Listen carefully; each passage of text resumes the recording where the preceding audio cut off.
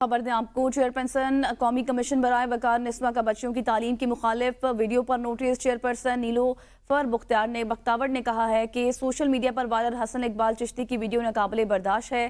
Social media پر viral video میں بچیوں کی تعلیم مخالف مواد پر سخت ترین کارروائی کی جائے۔ سائبر کرائم FIA ویڈیو بنانے اور وائرل کرنے والوں کو کیفر کردار تک پہنچائے۔ PTA بچیوں کی تعلیم کے مخالف مواد تمام سوشل میڈیا پلیٹ فارم سے فوری ہٹائے۔ اس متعلق تفصیلات حاصل کریں گے، زاہدہ راؤ نے ہمیں جوائن کیا۔ زاہدہ، کیا معاملہ ہے، تفصیلاً بتائیے۔